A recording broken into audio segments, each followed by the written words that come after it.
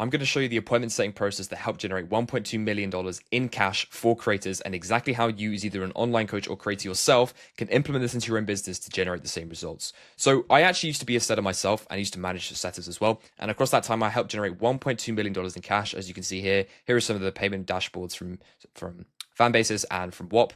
And pretty much I'm going to break down every aspect of it: DM setting, SDRs, the software that you need to do this, how you can maintain the setter's performance by tracking the data, and how you can train them up, and how you can make sure you have a good team culture.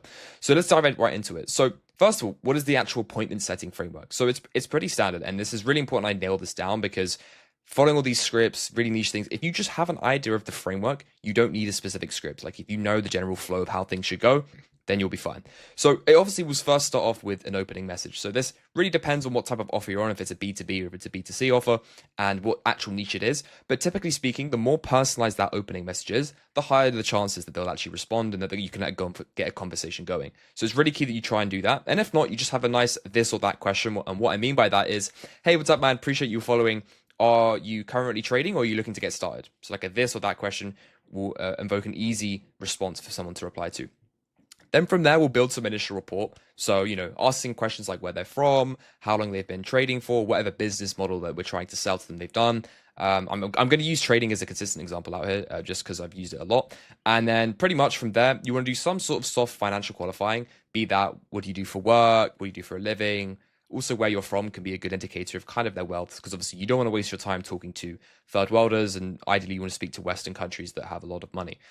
So there, pretty much from there, you then want to dive into their current situation. So where they're at right now regarding the business model, or, are they at school? Do they have that job? Are they looking to kind of, quit that job? Why they're kind of getting into trading at the first place and how it's really going. Then from there, you're going to kind of build a goal on where they want to get to, right? So right now, they're in the current situation of probably in school, trying to figure things out with this online business model, but they want to have financial freedom. They want to do X, they want to do Y, they want to travel the world, they want to buy nice things, right? We want to figure what that tangible goal is, both emotionally and logistically. So logistically being 10K a month, 20K a month, and then emotionally being freedom, right? Retiring parents, that kind of thing. And to make this more specific, when we actually build pain, there's a couple of layers that kind of merge into this whole thing. So pretty much layer one of the pain section is like kind of the surface level ambitions. So, people will say, oh, I want to make more money, I want to have more freedom. But then, there's always a desire behind that. Like, why do you actually want to make more money? Like, what is the emotional driver behind that? Would it mean retiring your parents, financial freedom, fulfillment in life? Like, what is that kind of actual internal desire, that deeper motivation? Why? And then the third layer is the actual obstacle that's stopping them from getting to that desired state. So be that, a lack of knowledge, be it a lack of discipline, whatever it is. Well, that's kind of what the three layers of pain are, pretty much. So kind of what their goals are, what their deeper motivations behind those goals are, and the current obstacles that are stopping them from getting there. Then once you've kind of drawn all of that out from the prospect, you then want to build a bit of urgency. So because it's all well and good, bringing out pain from someone, making them aware they have an issue. But if you can't build urgency on why they need to take action now, then why should they go ahead and book in a call with you, right? So urgency is a really, really powerful thing throughout sales to really get people to commit to taking action right now.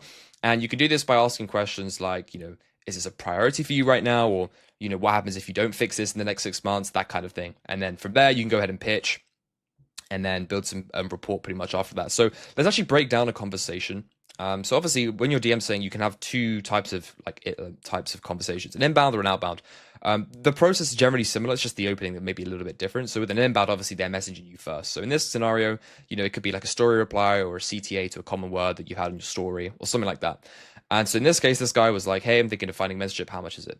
So immediately we actually had to objection handle something, right? And the way that we handled this is pretty much just by saying, we have a variation of pricing. It really just depends on where you're at right now. And, we barely had a conversation. So is it cool if I ask you a couple of questions to see how I could maybe help you out? And then from there, we just kind of break back into that framework again. And you will often come across objections as a setter, as a dialer, as a closer, of course, as well. And it's all about just kind of knowing the go-to ways of dealing with these. And it's pretty much very simple. But in the DMs, you really won't come across that much objection handling. That's much more of a closing thing.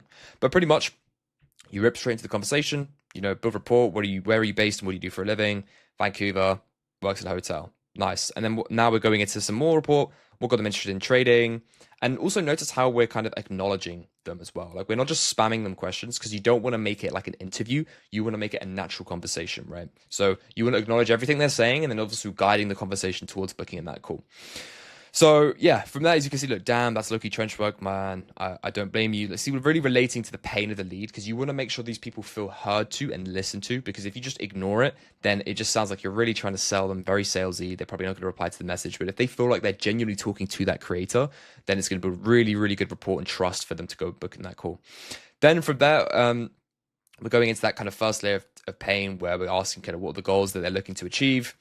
And notice how, again, like, how far are you trying to take this sheet? Like the tonality of the setter is matching the creator. So the creator kind of speaks in like a very, let's say, colloquial slang terms and that kind of thing because they're young. And so the setter is replicating that accordingly and using the appropriate language. Whereas let's say if you're on a 60-year-old real estate offer, right, and you're setting for that, you're not going to want to be talking like that at all, right? You're going to be speaking much more professionally as someone of that age would be. So it's important to have accurate tonality as well.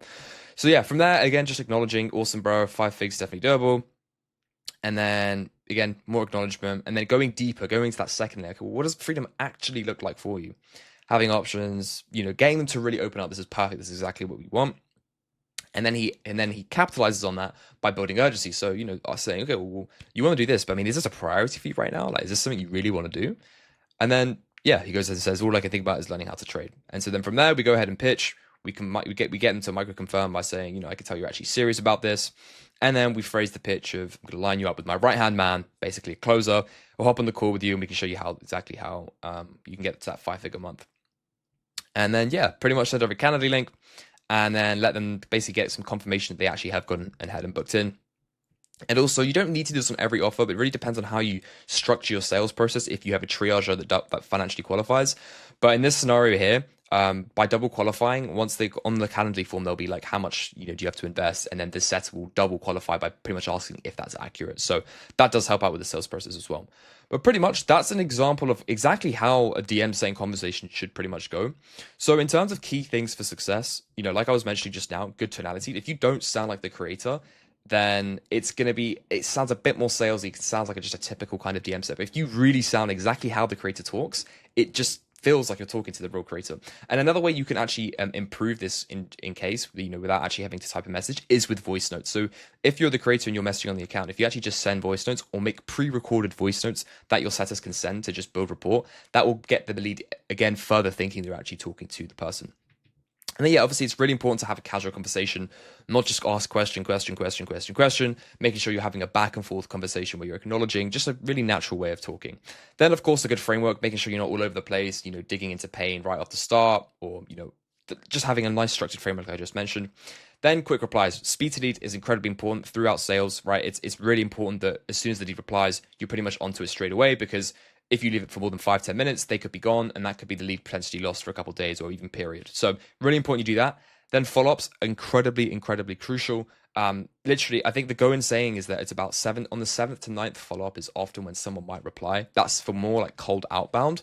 But it's really, really important that you have consistent follow-ups, because that's really where the money genuinely lies, because you're going to be sitting on a bunch of leads that if you hit up enough over time, you can generate a ton of extra revenue by making sure you're dialed on that. So it's really important to have that dialed in.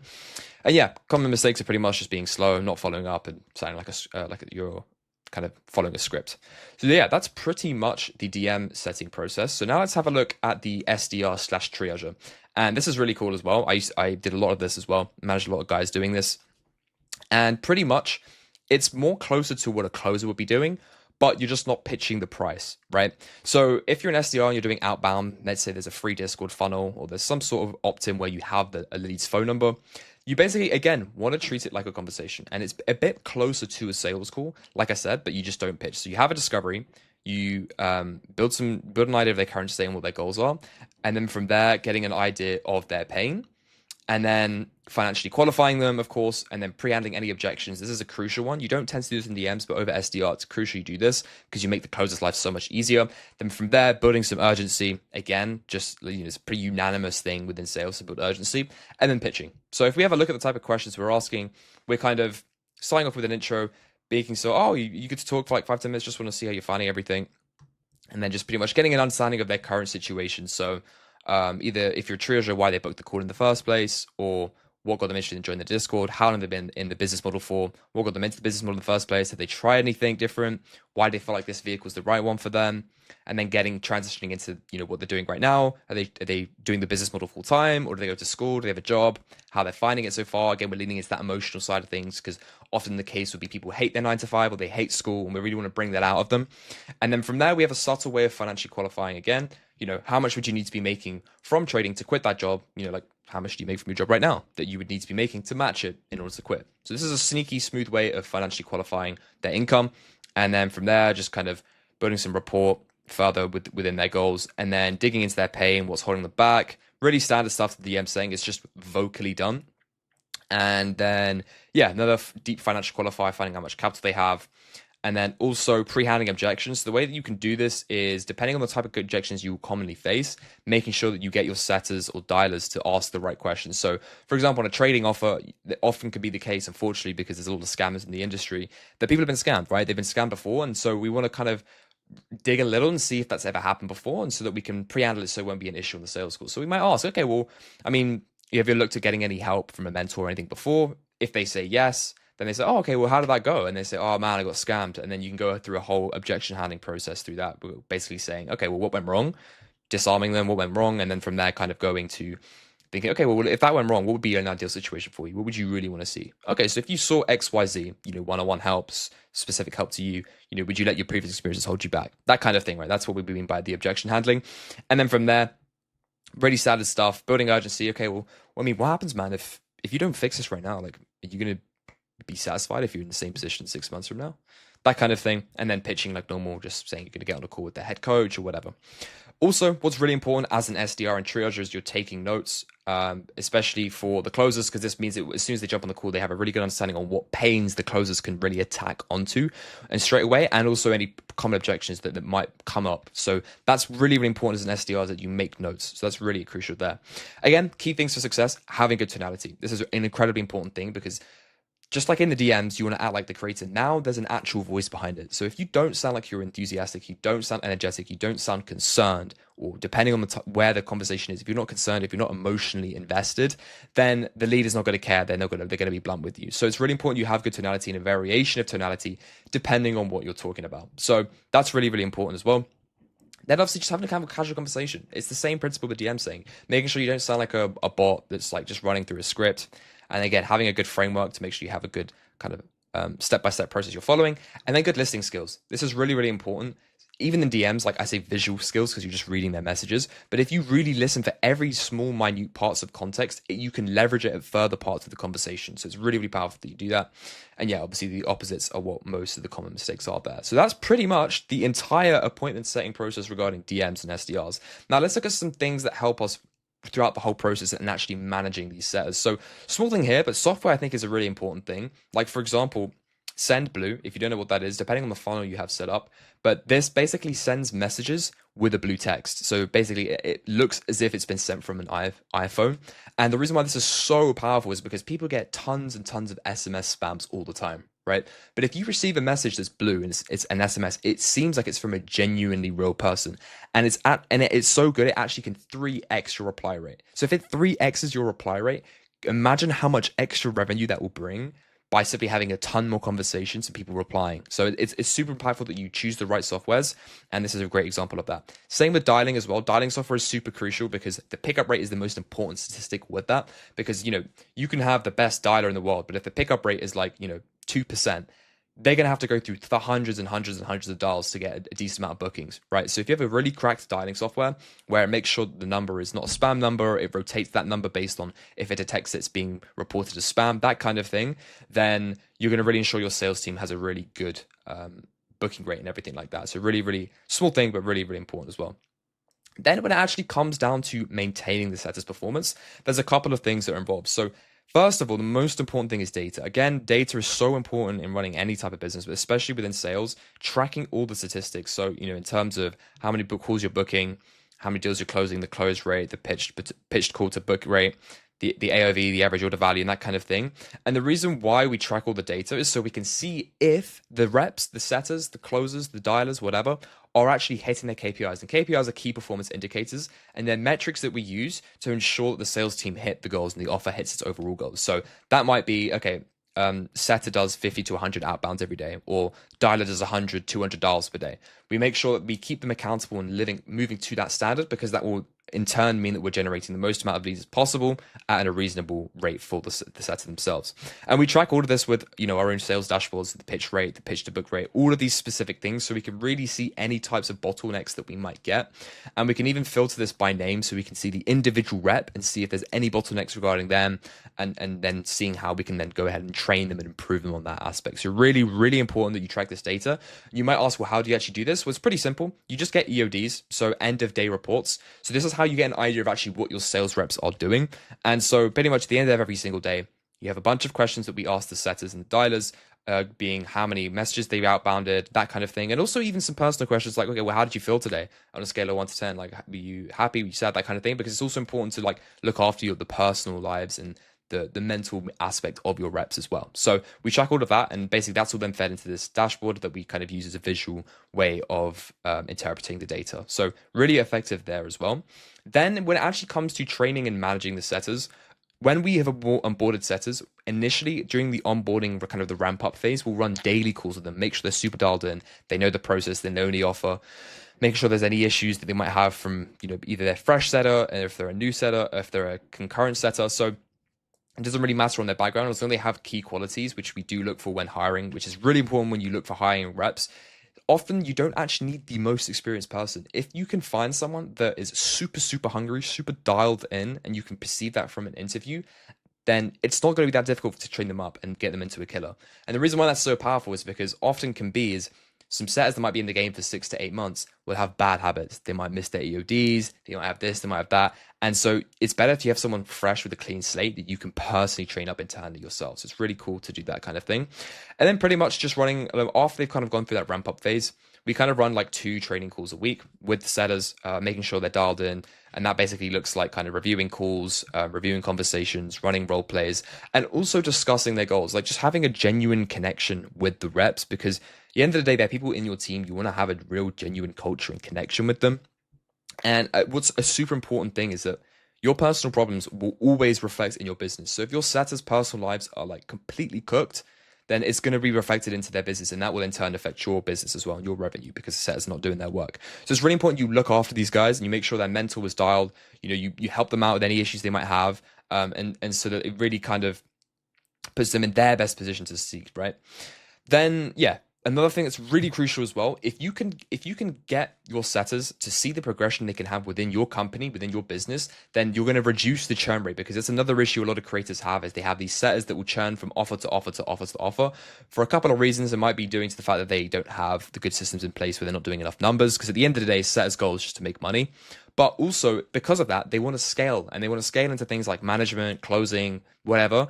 And so if you can sell them on the perception of but if you can deliver them a roadmap on how they can get to that goal, how they can get to becoming a closer, then obviously that's going to increase the pretty much lifetime value of that setter, because they're going to stay with you the whole time. They're going to be internally trained by you, and you have a closer now that you can pretty much use. So it's really powerful to do these sorts of things, and really making sure you have setters that believe in you and believe in the kind of vision of your company and what you do. So that's pretty much what those trading calls are, twice a week. Then we also run team calls. Again, this will vary depending on the offer, but like maybe 3 times a week, twice a week. It just depends. And all this is really doing is just to kind of have building that team culture, and then also kind of having like synchronization across every department between the setters, dialers, closers, making sure everything's nice and synced up, what the key bottlenecks in the business are, and just having general communication about the offer. It's really important to have that. And pretty much making sure that everyone has the same vision and is working towards the same goals.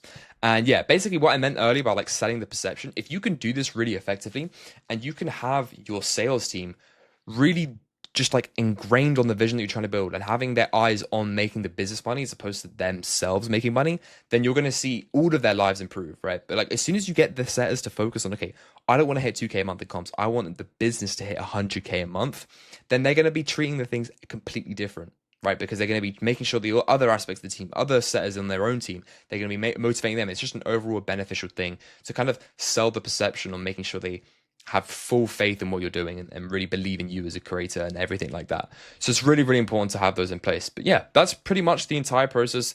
that was used to help generate $1.2 million in the info sales space and cash collected. So if this sounds like something you want implemented into your own business as as a creator or an online coach, and you're struggling with your appointment setting process, you don't know where to get setters from, you don't know how to manage setters, and also in general scaling your whole offer overall regarding funnels, regarding the marketing, regarding the back end, all of that stuff, just go ahead and book in a call down below. I can show you how these systems have worked and how they generate this much money, and exactly how they can also generate the same amount of money for yourself. So yeah, that's pretty much it for me. Take care and peace.